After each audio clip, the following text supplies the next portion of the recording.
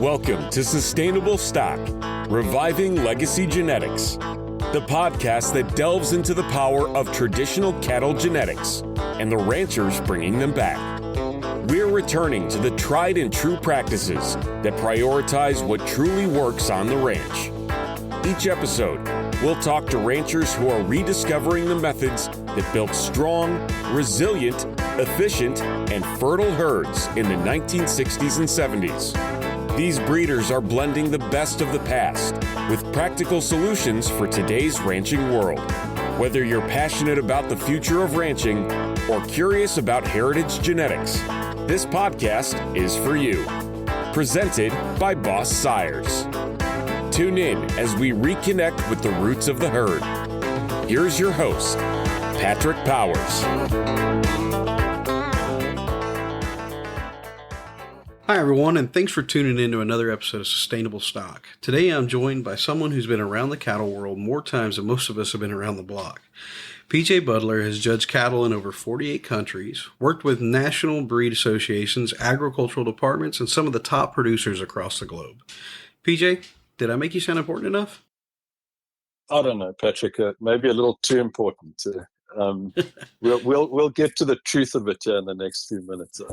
Okay, well, typically I do a pretty poor job of introducing whoever I'm speaking to for the day. So would you like to give anybody a rundown of what you are currently up to? I know it's been hard to nail you down. You've been pretty busy with the Houston Rodeo for the past couple of weeks. Yeah, I wish it was only the Houston Rodeo. I think around that time I was in Florida for an event and then back to Three Rivers in South Texas and then nipped across to Mexico and then to South Africa to speak at the annual Bonsmara conference and then back in Texas. So I wish it was just Houston. I would have been feeling a little fresher. Yeah, that sounds a little bit busy, brother. Yeah, so it's been quite a time. But this is the season. Now seems to be the time when everything runs into each other. Yeah. Well, I brought you on today just because I want to kind of get a rundown on, you have probably more global experience with the cattle industry than anybody I've encountered so far. So I kind of just wanted to run through and get a feel for what the world of cattle is outside of the U.S. And I feel like you could speak on that pretty well. Well, it really is a global industry. You know, of the 225 populated countries and territories, every single one of them either has cattle, drinks milk, eats beef, or most of them do all three of those things.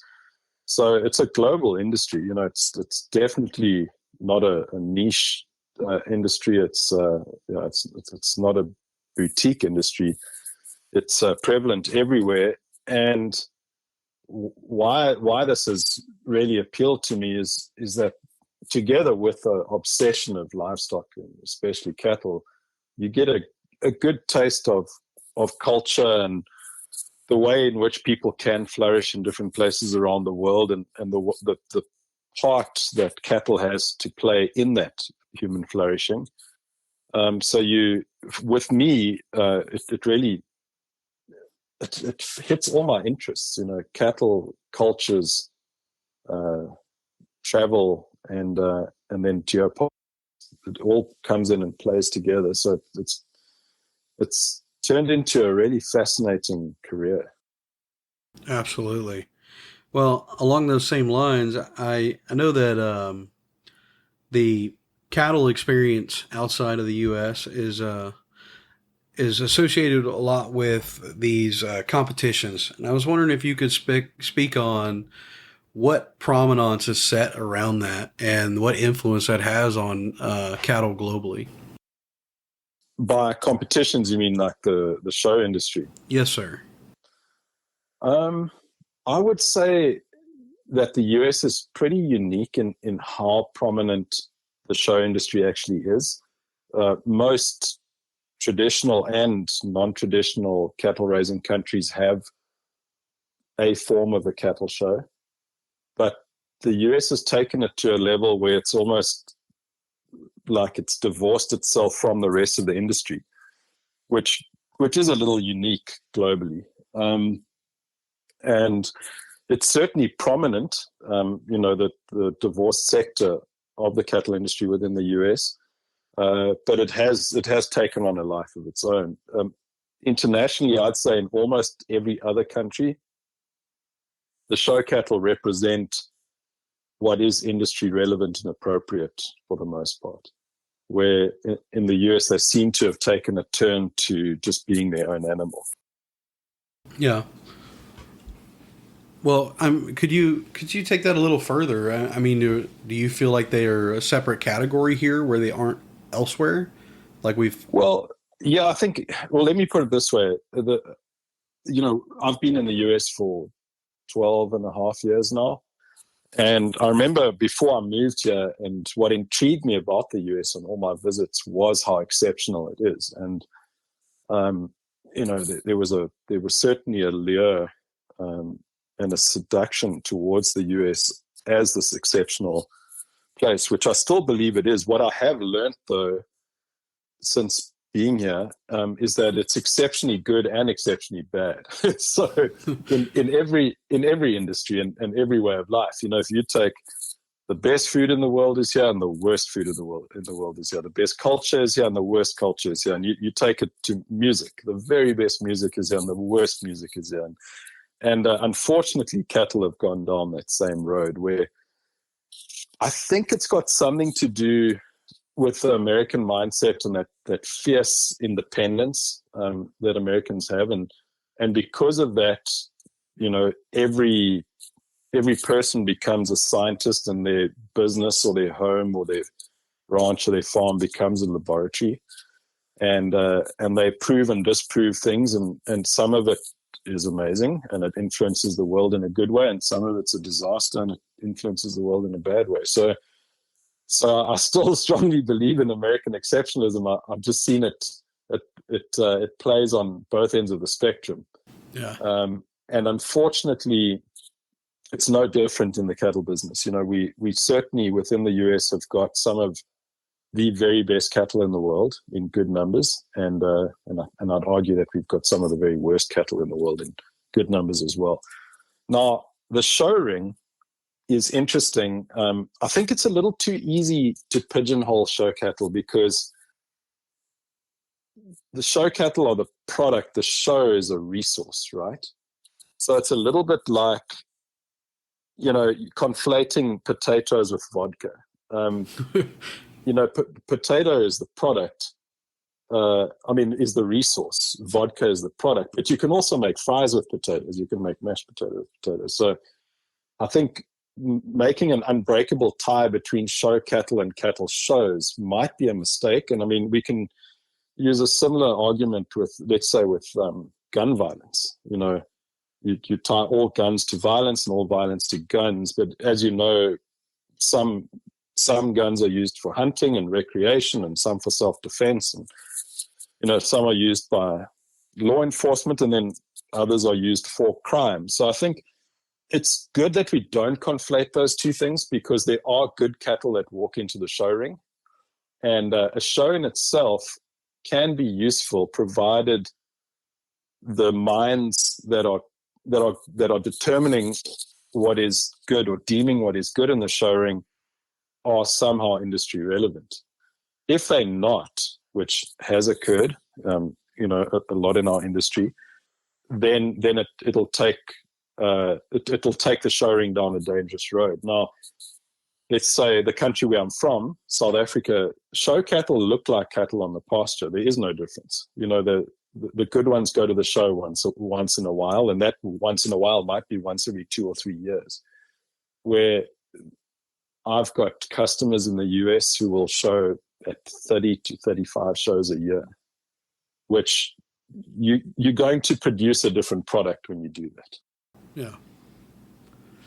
Well, along those same lines, PJ, you spoke on that America had some of the best and some of the worst. Do you feel like both sides of that coin are equally represented in the genetics that are leaving the US? Yeah, probably. I would say, look, interestingly enough, in most breeds, the show cattle don't leave the US.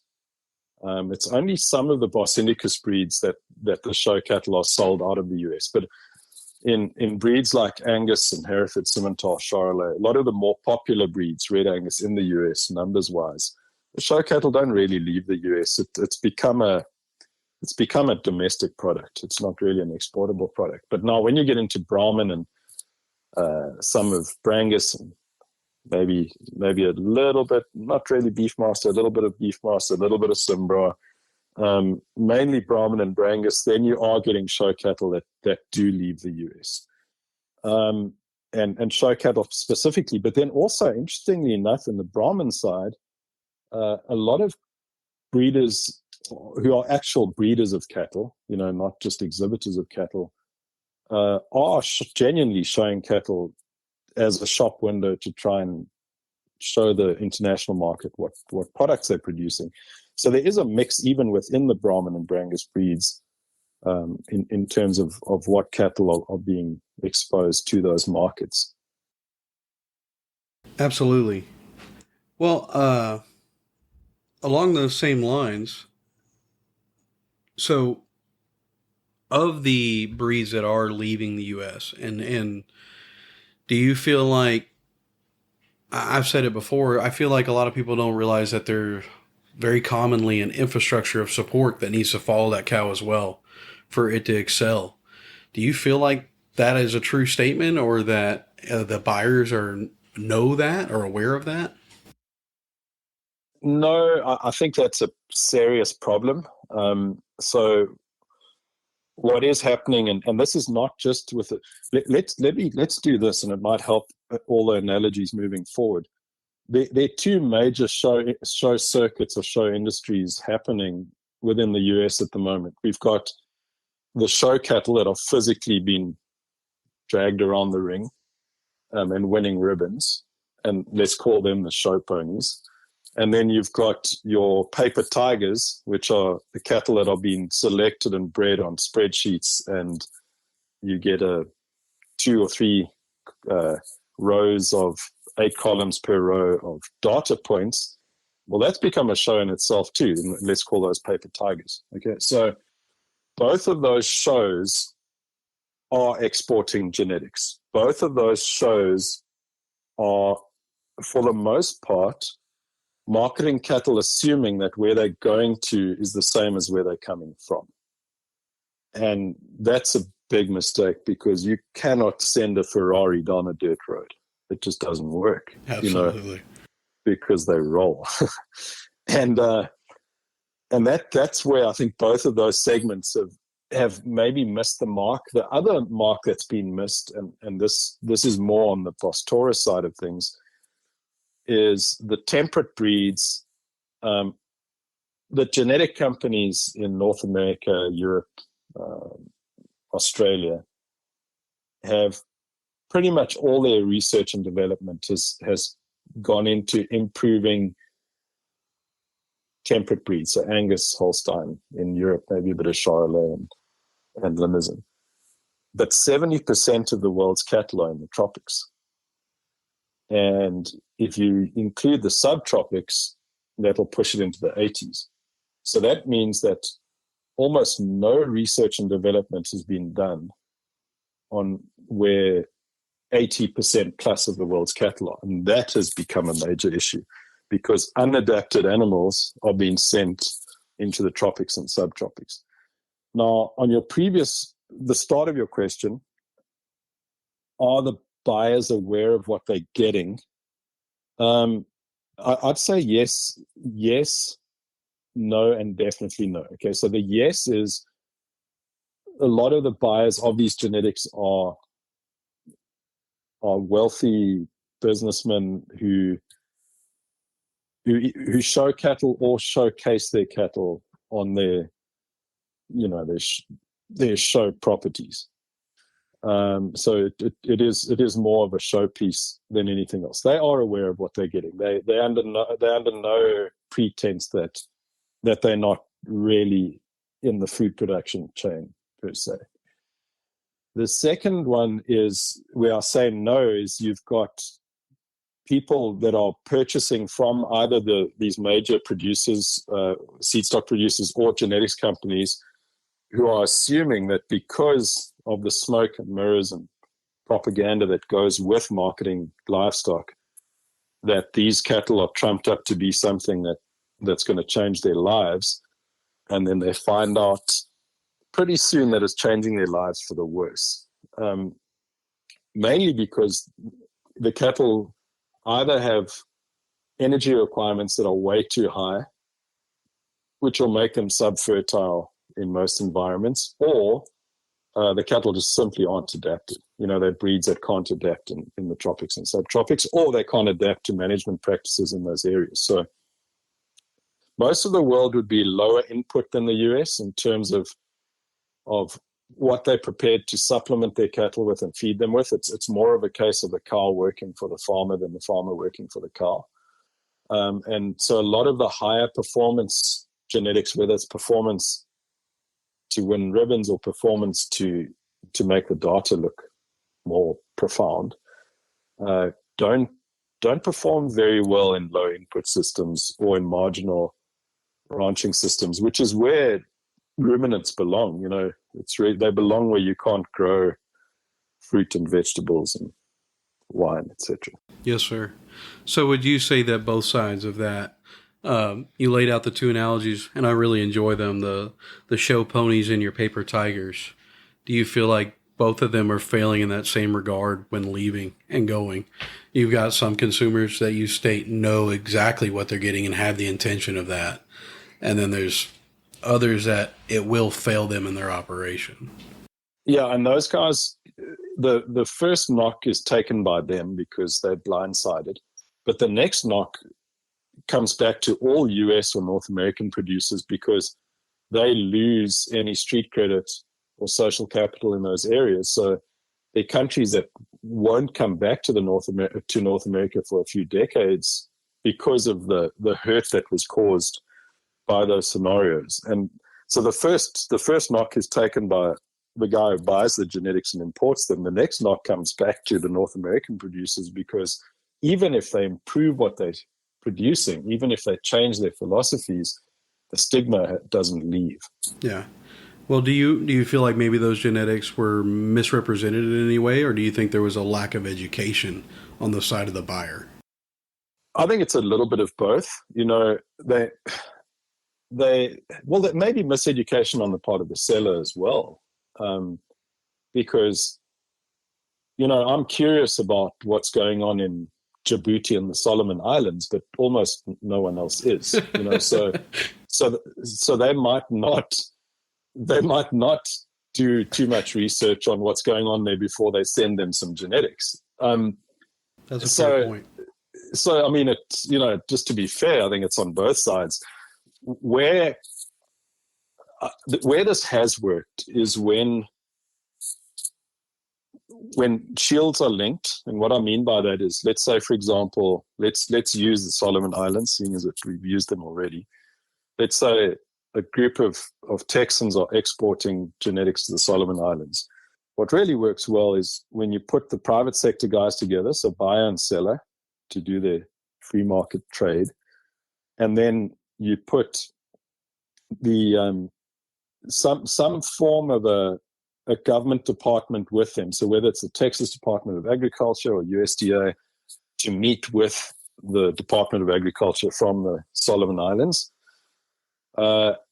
Universities are vital to include in this linking of shields. So you take a university from Texas and you let them meet with a university from Solomon Islands. What this does is it creates some permanence. Universities don't really go anywhere.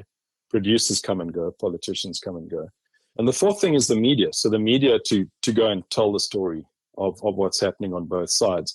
That seems to establish accountability. It certainly prevents hoodwinking, and there's not much gaslighting you can do when you link shields like that, and it's long-term sustainability in terms of a trading partner, because the private sector guys are talking, the government departments are talking, the universities are talking, and then the media is telling the story. Another part of that, which we got into this quite heavily in South Africa, is setting up a consulting network where you include what I would deem the 8 divisions of any livestock operation which are essential, and you have them available and represented to assist those genetics to reach their potential. So you have someone involved with genetics, someone involved with herd management, nutrition, animal health, marketing, record keeping, forage management, and then human capital. And when you introduce those consultants into that series of trade or acquisitions, those genetics have just got so much better of a chance of expressing themselves in the next generation, and there's long-term sustainability, and you become a favored seller to that market when you do that. So, I mean, I do understand why that hasn't happened in the past, because, you know, a lot of the time sellers just want to trade. They just want to sell and move on. And on the other hand, it takes some energy and some resource to put that all together. But there's fruit, you know, there's definitely fruit involved there. You most definitely increase the chances of keeping those clients long term when you provide the entire 360-degree solution. And the other thing is you create opportunity for other services and other disciplines within the industry to do well as well. And it does become a win-win scenario, which unfortunately trade from genetic companies and seed stock producers from what I would call the West, you know, so whether it's North America, Europe, Australia, Japan, even New Zealand, they haven't always been that successful for a lot of those reasons. So you think it's truly missing an infrastructure of support, be it via education and collaboration? Yeah, 100%. And also maybe just dialing the propaganda down to about a 1 and then the support and the facts up to about a 10. I can agree with that.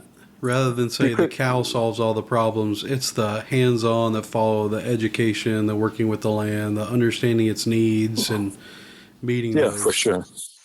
Yeah, exactly, Patrick, because, you know, again, the US culture is naturally propagandizing, right?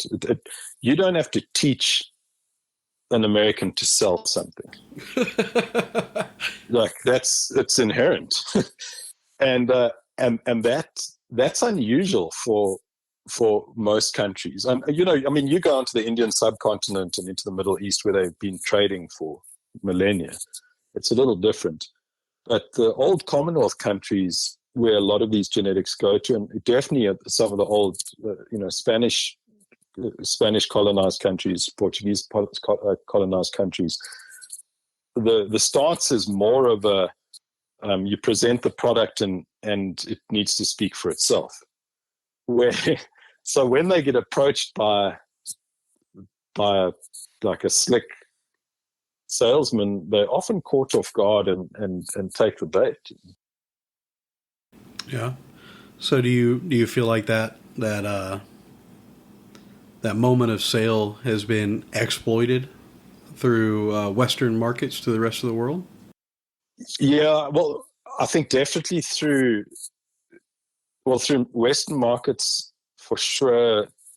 Maybe a little too many adjectives and not enough hard facts, you know, and that has definitely hurt the cattle industries around the world. I'll give you India, for example.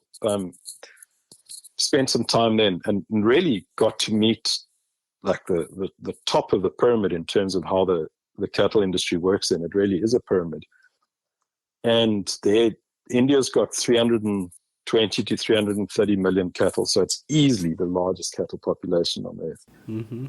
And you drive around there and, you know, in your mind, romantically, you're going to see the Gyr, the Gujarat, the Nellore, all the ancestors of the Brahmin breed, right? And what you end up seeing mostly are black and white cows that have been sold there by European or North American genetic companies, and they're struggling with heat stress. They're unadapted. They're not insect tolerant.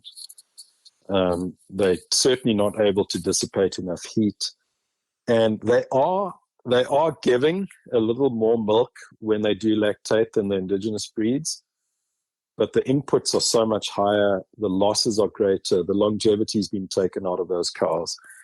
So it's quite a sad scenario, because the solution to India's dairy needs really was in the indigenous breeds, but some good hard-selling North Americans and Europeans sold them a black and white cow that might give you 60 liters in Wisconsin, but in India she gives you no liters because you can't get her pregnant. Yeah. Have you noticed any more instances of that in your travels, that the indigenous population of cattle is outperforming what they brought in, or had the potential to, but we've lost our way because of what we brought in? Yeah, I think, you see that in the US as well. I mean, no cattle are indigenous here, but the adapted cattle here outperform the exotics that have crept into their space. Absolutely. So I've noticed that absolutely in sub-Saharan Africa. All you have to do is visit those herds, and you don't even have to look for longer than 10 seconds to see what's working and what's not. Some of the cattle are flourishing, and they're mainly indigenous and adapted, and the ones that are a little hairy and breathing through their mouths and like really heat stressed and uncomfortable are the cattle that have been brought in through European and North American genetic companies. This is not different to South Texas or southeastern United States. They're breeds of cattle that just don't belong. Their genotypes don't suit the southeastern United States. Yeah. But the lure of the certified Angus beef premium and the cattle culture of, if it's not black, it's not worth anything, seems to have lured the producers into a position where they forget that there are two columns on a balance sheet. There's output and input, and they celebrate the small win they get for a certified Angus beef premium, but they forget that they're losing 4 times that premium in lack of production. Yeah. So would you agree that we human beings have created this fertility crash? Absolutely. Because I was talking to a guy from the UK earlier today about it. Cattle, if left alone, are very good animals. They've got good udders, they've got good feet, they're mobile, they're fertile, they're easy fleshing. Bulls are masculine, females are feminine. They're good natured. Cattle that are bred through natural selection or aggravated natural selection have an affinity with man. The craziness has happened since we started over intervening. The bad udders, the bad feet, the lack of fleshing ability, the lower fertility rates, shorter living cattle, all of that happened because we started single trait selecting for maximum, or selecting for maximum instead of optimum. Well, I heard a little bit of Bondsma come out there in your last statement. Would you say you've been influenced by his line of thinking as well? Yeah, too.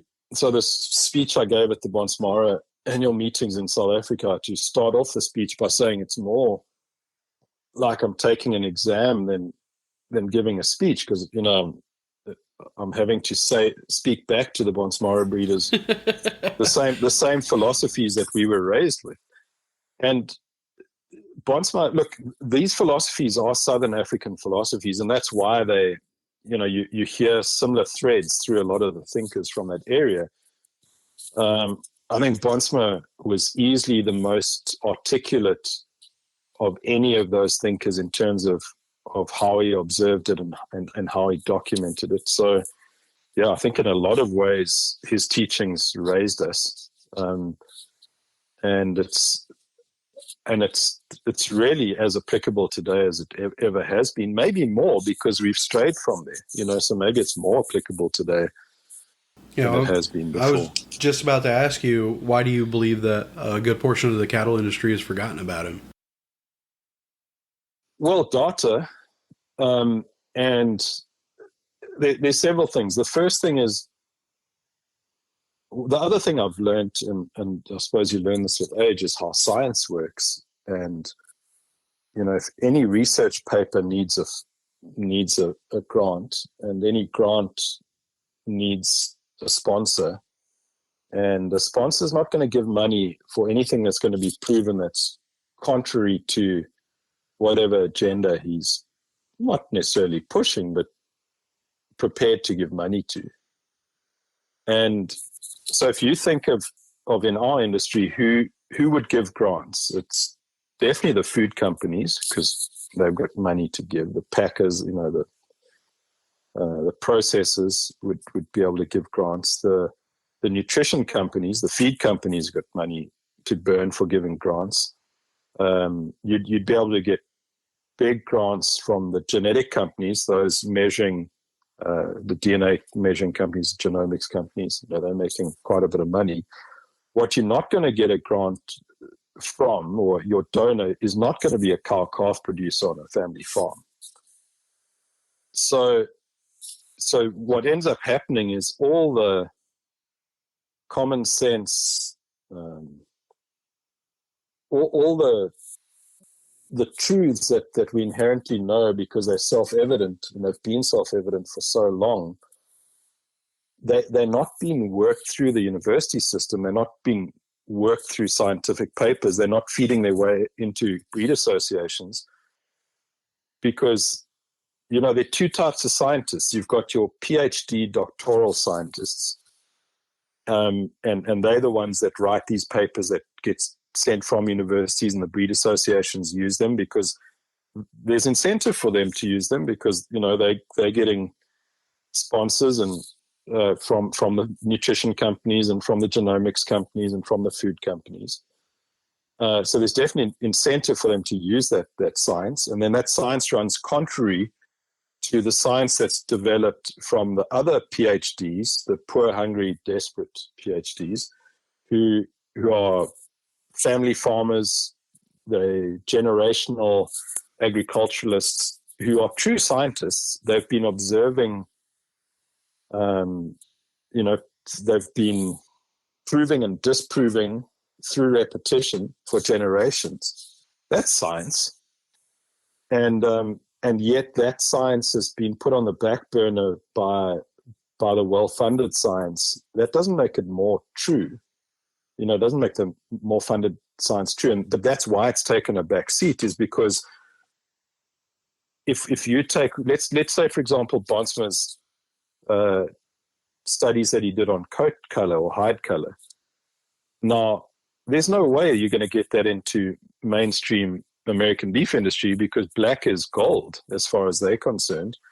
And what his science showed is that a black hide is not ideal in the prairies. It's not ideal at low altitude in the hotter areas, because black absorbs light, and that causes more heat and causes heat stress, and those cattle can't dissipate that heat, and it causes tropical degeneration. Now, what he did say is black's a great color at high altitude or in more temperate areas. But if you take that science, which is, that was PhD doctoral science at the time, to the main food companies, genetics companies, breed associations, they're not even going to let it see the light of day, because it flies in the face of what they're trying to do and the way they're trying to grade beef and grade breeds within the US. So that's why it's been put on the back burner, because it's not in their financial interest for those facts to be known.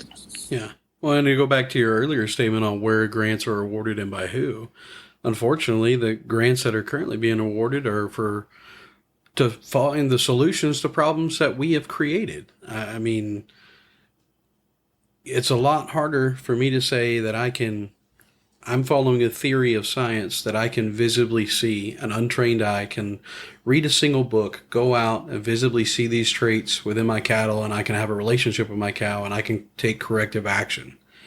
Where there's still numbers out there like 40% calf crops, and cows are going 800 to 900 days in between calving intervals. And we know that there's another side of the world where those are far shorter numbers and higher calf crops. So the grants are going to try and solve that issue rather than using common knowledge. Well, and exactly. So I think we're saying the same thing there. Is those cattle? It's almost like a government who's neglected infrastructure for 10 years, and there's potholes everywhere.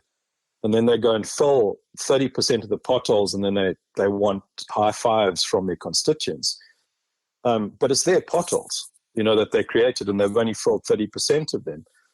So I agree with you. And that's why when some of the major breeds who've been pushing carcass and pushing growth and pushing extreme outlying numbers for so long suddenly came up with a maternal EPD or index, like, they're not the ones, it's not their job to come up with a maternal index. They cause the potholes. It's for the common sense cow-calf producers who never strayed down that way to provide the solution to that. PJ, they still have to keep their commodity marketable. So no, for sure. When they're a person, I mean, I agree.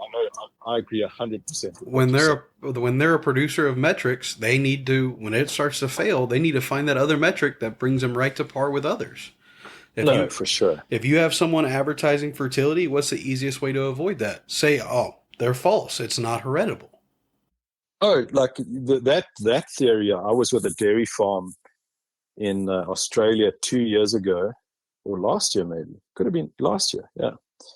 15,000 head dairy, and the meeting before they met with me was with their nutritionist, who just told them that they've got to change all their rations, and he's got a new product that's out because it's going to improve their fertility. And basically there's nothing that they can do with their cows because it has low heritability. So then I'm the next meeting, and I said to the guy, listen, I'm not even going to tell you what I was here to meet with you about. But the one takeaway you're going to take away from this is that fertility is highly heritable, and I'm going to prove it to you in your mind. But you've got enough cows, and you've had enough cows for a long enough time that you're going to get this. If you had 300 cows, and 100 of them were Holstein, 100 were Brahman, and 100 were Angus, and you ran them through your system, before we even start, which one of those three groups in your environment is going to have the highest calf crop. So it's not feed. It's definitely genetic. Now, when you put that to a geneticist, they play semantics with you. The first thing they do is tell you that, well, those are different breeds. Now, genes don't know what breed they are. They're not aware of that. It hasn't been explained to them yet. So it doesn't matter. Breeds are a human construct themselves. Breeds are just what we call cattle that come from a certain place. And then the second part of that is they say, well, it's repeatable but not heritable. And those kind of semantics that's where they lose the crowd that's in the know. And I think on the fertility issue too, the small ruminant guys, the sheep and goat breeders, and I know the US is not too big into sheep and goats, but if you take Australia, South Africa, Argentina, Europe, where sheep especially are a massive part of the industry, the guys buy their rams based on whether the mothers had a high twinning rate and whether the sires of those rams' dams had a high twinning rate. Now, if it's not highly heritable, what are they doing? And this is common practice. So it's a little bit laughable. Like the that whole argument. But you're 100% right. The fact calling it lowly heritable is just it's an absolute windfall for the nutrition companies, because it means that they can just keep selling feed.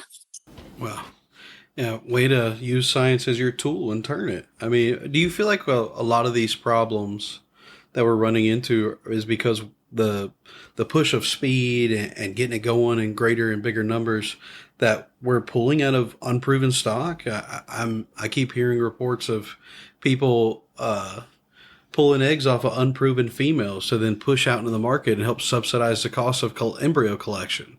Is the fastest way to recover that is to sell what's remaining. Yeah, it's a little bizarre. And again, from a genetic standpoint, again, we're dealing with a product and a resource. So with some of the breeds that I've worked with a lot, the Boron, a breed in Kenya, where they do a lot of embryo work because there are a lot of countries wanting their genetics, right? But they're harvesting embryos from teenage cows that have got a production record, that have had a calf a year for 10 or more years, that have been good mothers and easy fleshing and good footed, etc. So again, you can use that resource and that science for good by multiplying the right animals instead of multiplying genetics from an animal that's 2 months old, so that by the time it's a year old, it's already got offspring. You'll never cut your arm off with a hand-held saw, but with an electric saw, you cut your arm off very, very easily. And I think that this is that's beautiful. But you won't, like you really won't, unless you're a psycho. But this is the concern. You can be making progress again at 1,000 miles an hour, but if you're going in the wrong direction, then you're in a world of trouble. I don't know if you're familiar with a guy called Mark McClintock. He lives in San Angelo, Texas. No, sir. And he looks like Einstein, but he's a phenomenal cattleman. He's a Californian who came out here in his early 20s. He must be nearly 70 now. And I remember chatting to him about all of this. And he said to me, that cattle breeding is circular, it's not linear. And what he meant by that was that if 12 o'clock is ideal, 5 to 12 is close to ideal. But 5 past 12, you've got to go around the entire clock again to get to ideal. And that made so much sense to me, because what we've done in a lot of our genetics, in the performance, in inverted commas genetics, the paper tigers, in our show genetics, the show ponies, a lot of what we've done, we're at 5 past 12 and 10 past 12 and 12:15. The clock doesn't go backwards. So we have to go all the way back around that clock to correct that. And there's just no time for that, So that is the concern. I guess what I'm trying to do, and at times I'm going to sound like I'm speaking out of both sides of my mouth, and I apologize for that. But I do, just for the sake of honesty and clarity, is we have to separate people who rely on EPDs to select cattle from the cattle in those herds, because there are good cattle in those herds. They might not know which ones they are, but there are good ones there.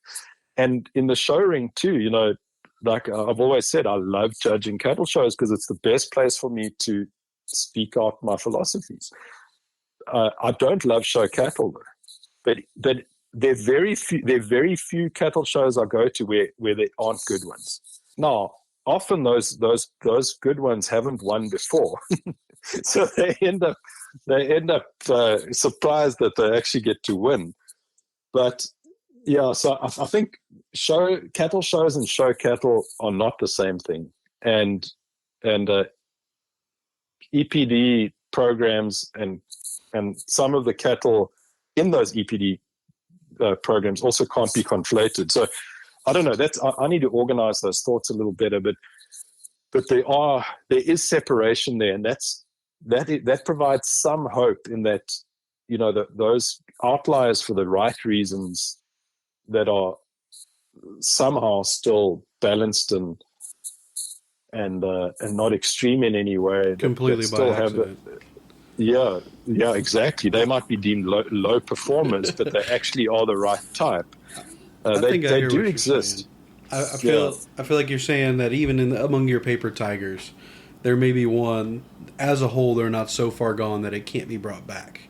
There might be. Yeah, there are some redeeming animals within those populations for sure, and in the show pony deal too, there definitely are redeeming. But no, if you want to be profitable and you need adapted cattle that are fertile and live a long time and that are functionally efficient, you can't just have outliers that are good. You actually need to avoid your outliers, and you need your mean or your median to be the right type, and you need a lot more of them that are grouped closer together. I know.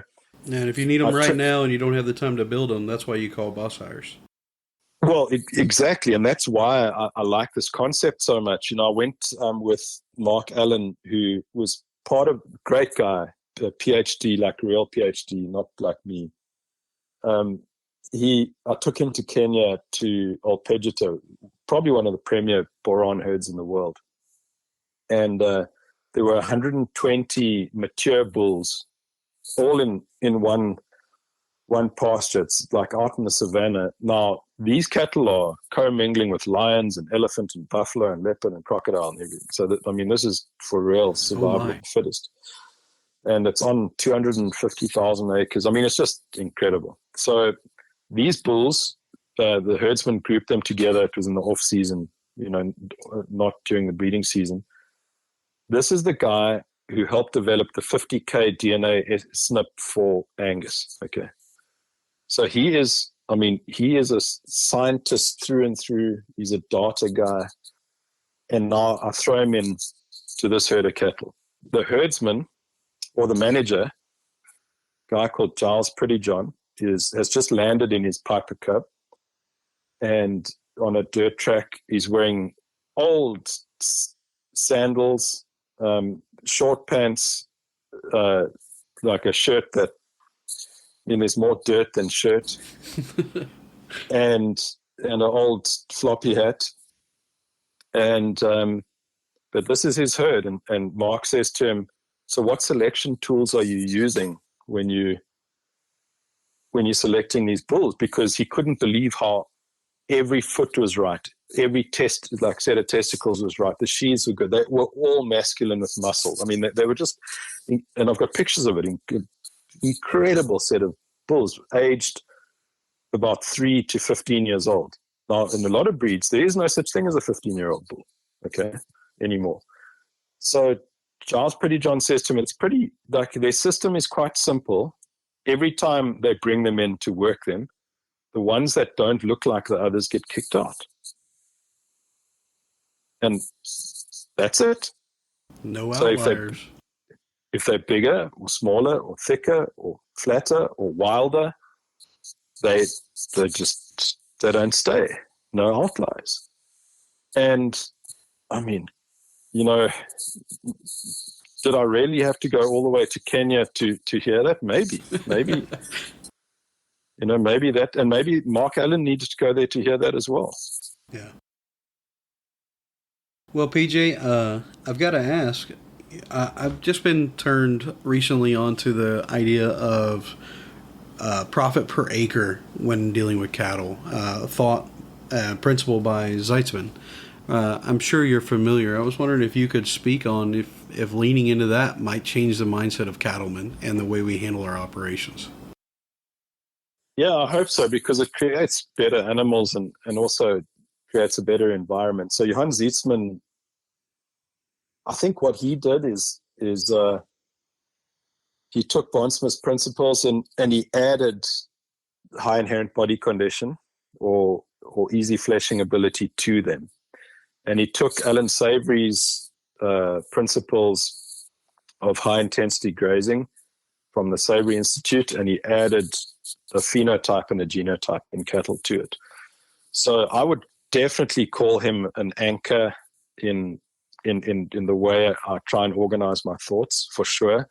And like anyone, I obviously don't agree with everything he says, and he definitely wouldn't agree with everything I say. The mere fact that I put a tie on when I evaluate cattle would grate his carrot. Yes. But I honestly think he's one of the best livestock thinkers of our time. Now, profit per acre, it's an interesting concept. It's true, firstly. It's self-evidently true. Because, in a lot of cattle situations, and if you got enough bull sales and visit enough seed stock producers across the US, they love that saying, well, they buy them by the pound, which is true, but they're referring to pounds per animal, not pounds per acre. Yeah. And the one fix like that some people that follow those philosophies do, that I would add a fix to it, is that it's not pounds per acre, it's dollars per acre, because a pound of one breed is not equal to a pound of another breed in what you get for it at the market. Excellent so point. there is something to the market. Has to like what you're producing, okay, to a point. And I'm gonna, if I'm allowed to, I'm gonna go on with that a little bit. Absolutely. I'll expand on it. But so let's say in the US scenario, a pound of Angus is not equal to a pound of Corriente. Okay, so it's dollars per acre, not pounds per acre. So that's the one slight change I'd make there. Now, the other thing we get told a lot is that the customer is always right. And this is something I push back against heavily, because if you follow that logic, to its conclusion, it can create serious negative issues. So in India, for example, there's a huge industry of panhandling or begging, and women on the side of the road are begging for food or begging for money. And because of the Indian culture and the Hindu religion, they're very generous with what they've got. Okay, so they give money for that. So the customer is the public that's giving money, and the product is the beggar. Correct? If that lady or man who's begging has a child with them, there's a premium attached to that. They'll get more money. If that child is blinded or maimed, that's the serious premium. That's where the money really flows.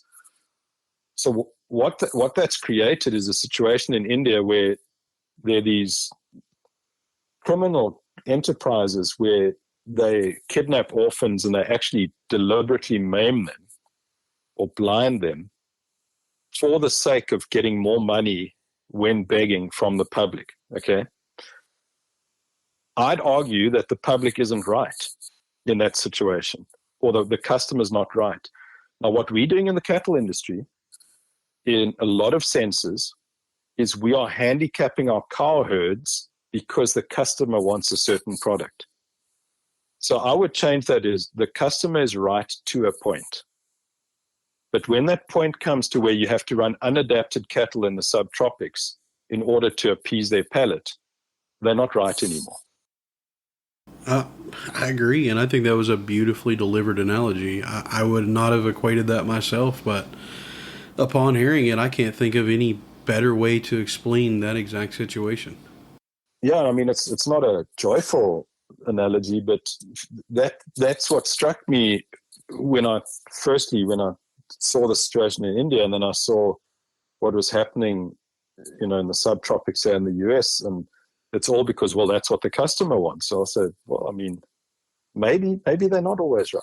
Maybe they're right to a point. Well, not to pull you away from that line of thinking, but I feel like we run into that situation sometimes as producers. We inversely reward things while seeking higher weaning weights and carcass data, not realizing that we're leaving behind others. 100%. So this is again where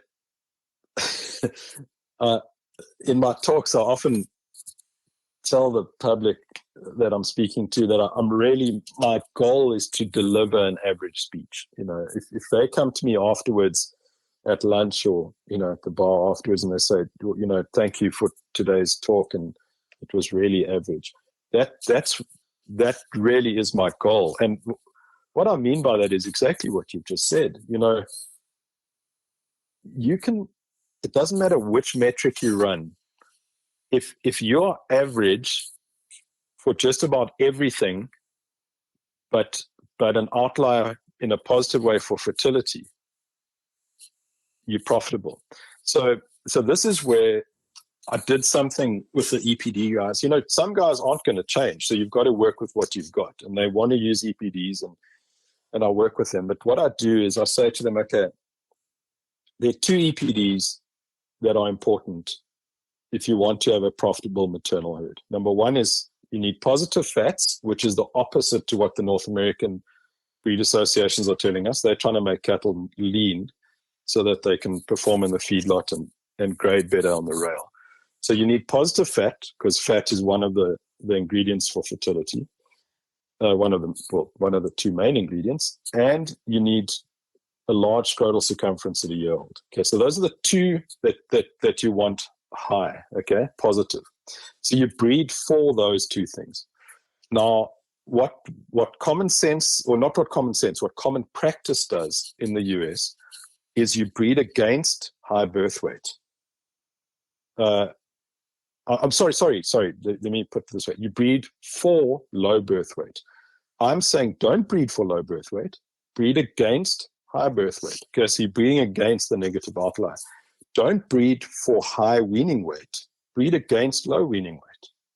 So breed against the runts, but don't breed for the giants. Don't breed for high yearling weight. Breed against low yearling weight. Don't breed for high milk. Breed against low milk. Well said.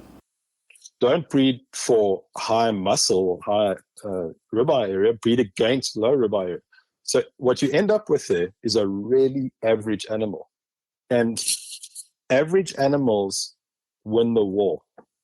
The battles are won by these outliers, but the war is won by the average animals. And unfortunately, you'll never read the paper, open the paper up, or any ag magazine and then say, oh, that is a really average bull sale, or this specific bull sold for the average price, or anything like that, or this bull is the exact average for yearling weight in America. It's always top 1%, top 2%, where the marketers really should be coming around to their clients and saying, you know what, I saw a bull the other day and he's really what you need. He's one of the most average bulls I've ever seen. Well, and that is exactly what they need. I'm convinced everybody wants to eat freaks.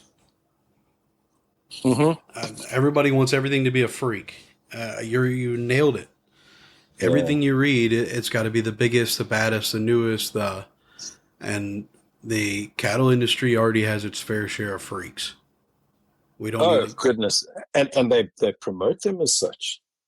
It's ubiquitous. They everyone is promoting their animal as a freak, and it's the most unusual thing because the product line in any other industry.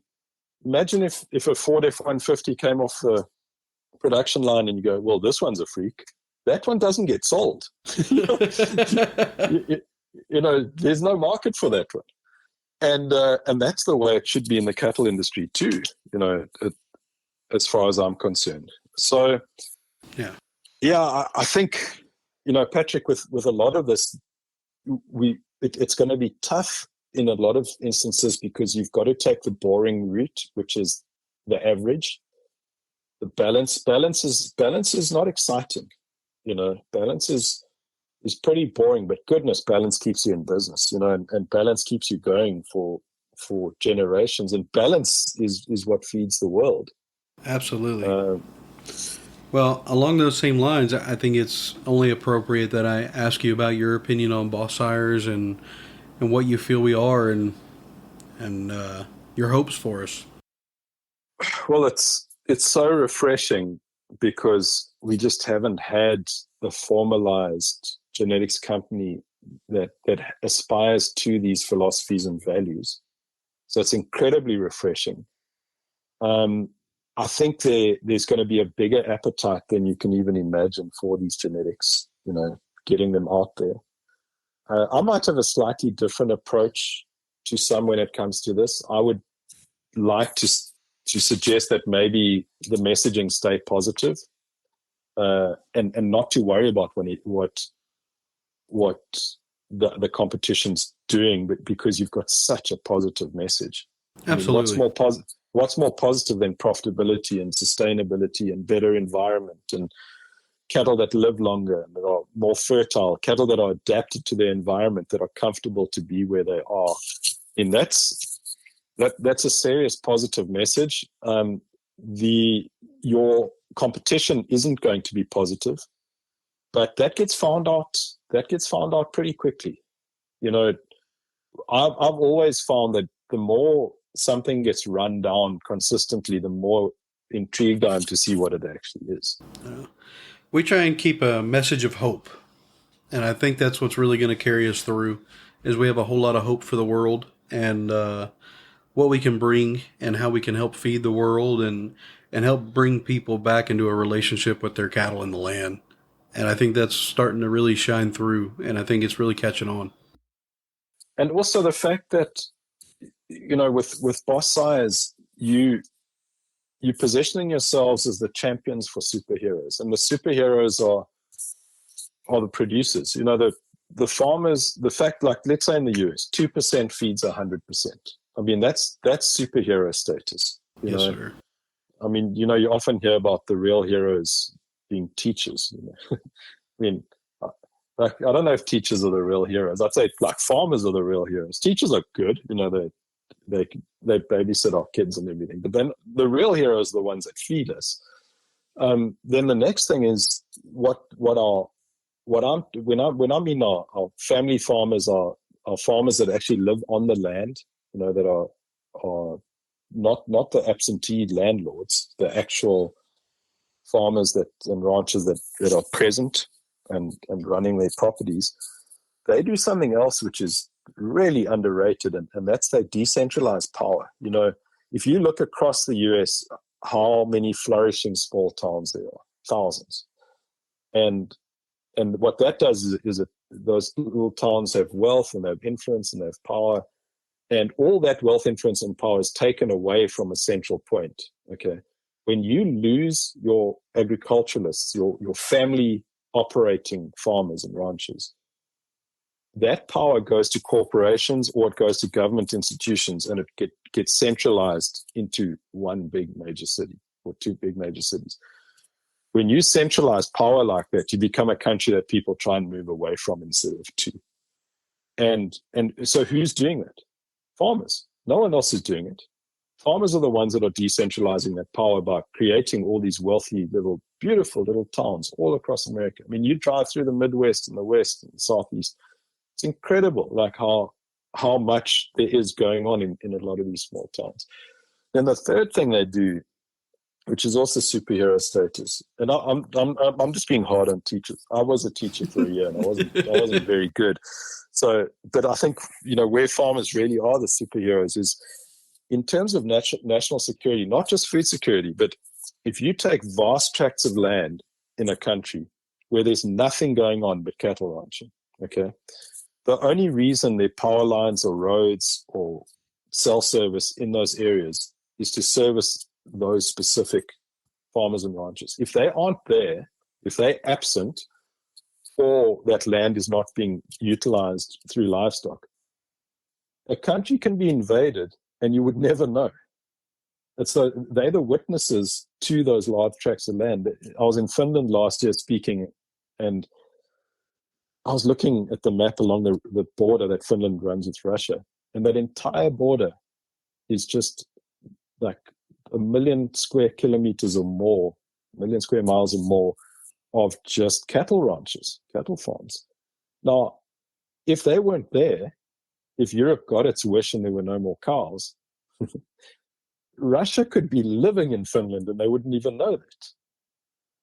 And I think that this is, we definitely get undersold in terms of our value to society when you take those 3 points into consideration.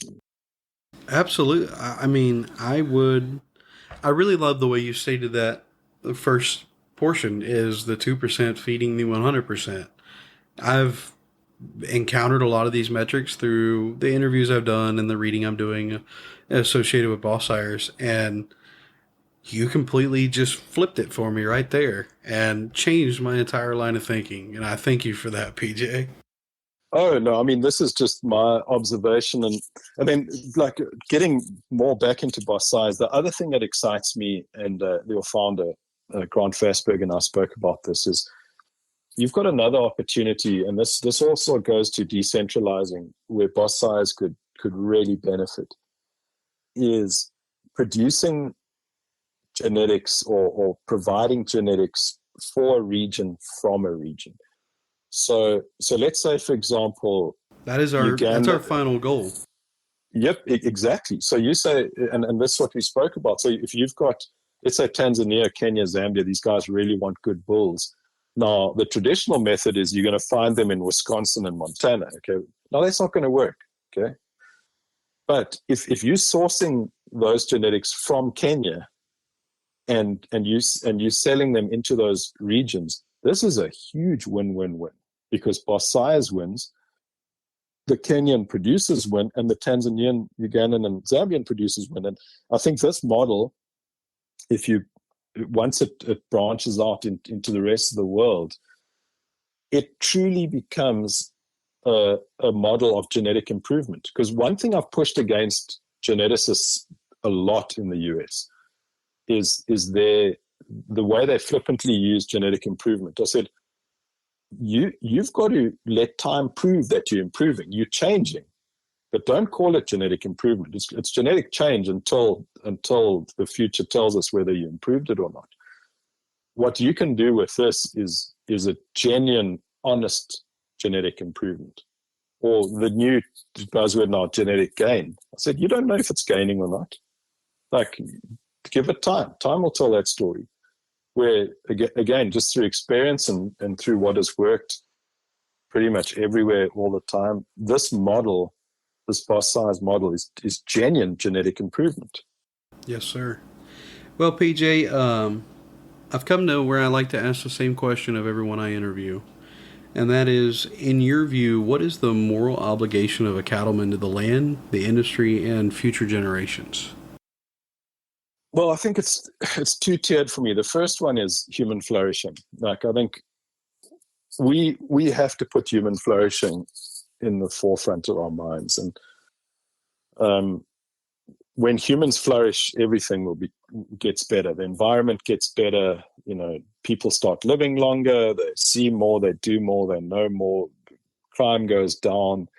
Education goes up.